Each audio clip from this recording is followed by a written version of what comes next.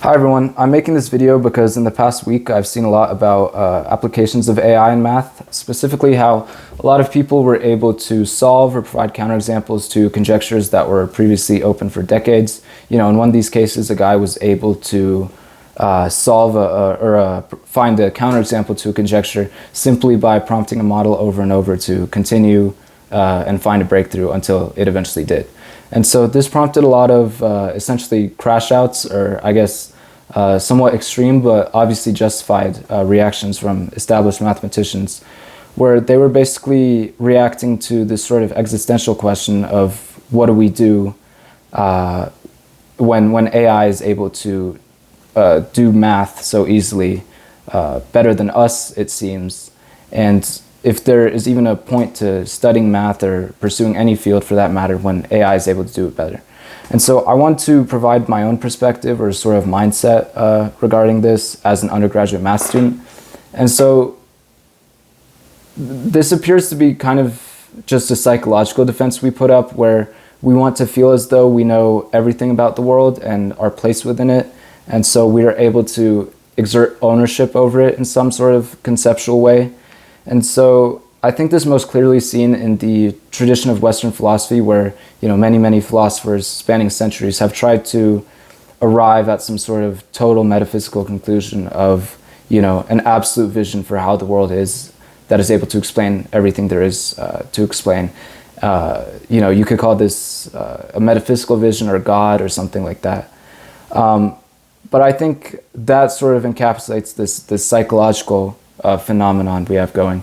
And with recent the things I observed with AI and math this week, I sort of see the predicament that we may arrive at this sort of metaphysical conclusion, but not in the way we would hope, because we still are not able to experience or understand it ourselves, but our only choice is to look to the next highest intellect, which may potentially be artificial, and sort of assume that, given its higher intellect, this metaphysical vision has been belongs to it and not us.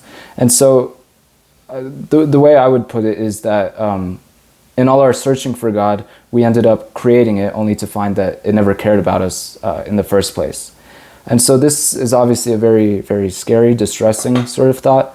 But I want to kind of start with saying that AI being of a superior intellect does not necessarily mean that we are slaves to it. Just how, the animal kingdom below us in terms of intellect are not all slaves to us. Some are food. Our closest ancestors in intelligence, the apes, unfortunately, some of them have to be in our zoos, but not all of them are slaves by any means.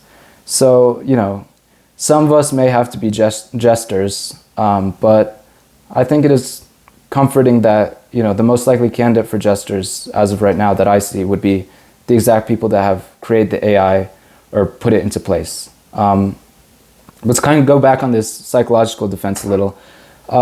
It's obvious that we were never really supreme or superior in any objective sense, if such a sense even exists, because we've kind of chosen intelligence as the supreme quality, purely as a conceit to feel protected and superior. And that's despite the fact that we're deficient in many other areas compared to other animals. For example, I don't think any of us would like to square up against a bear or a gorilla or something like that.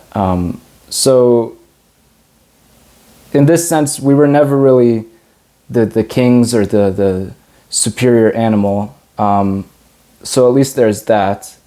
And I think the most psychologically healthy thing to do is to abandon that conceit altogether. So to say, yes, we are able to use tools and create tools that no other animal can, and things of that nature, but that does not make them lesser beings, just as how our intellectual inferiority to a potential, advanced superintelligence in the does not make us lesser beings.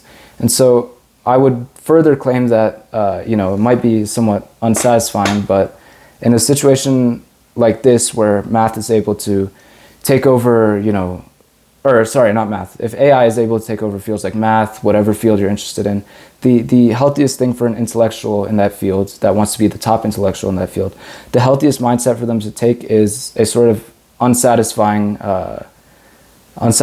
conclusion that they must simply find peace with the fact. And this, this isn't limited to intellectuals in facing existential threats from AI.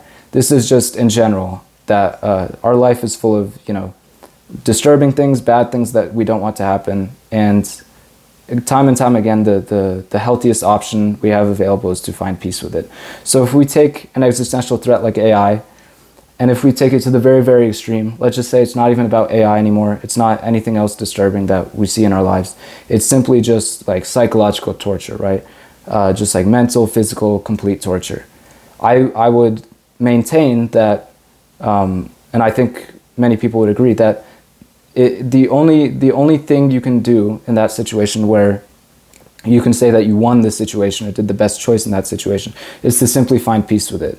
So, you are going to continue suffering, but you have found some sort of sense of peace with that situation. And I want to, have the caveat that it's not a sort of utilitarian minimizing of your suffering in any sense. It is purely just finding peace in some way. And so I think that moving forward, this sort of building this kind of resilience and peace as an intellectual, or really as anyone, whose job or lively pursuit may soon be done better by AI. I think finding peace is the best option, and that's not a defeat.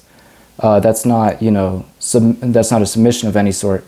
That is simply the healthiest reaction that you could have to continue being productive. Because even right now, even without the existence of some super intelligence or something like that, the truth is there are people with different intellectual capabilities. So some people may not be able to pursue the highest positions in certain fields, but at the same time, that doesn't make them inferior. That doesn't make their quality of life or potential any different. It just changes the things they need to do to reach their potential.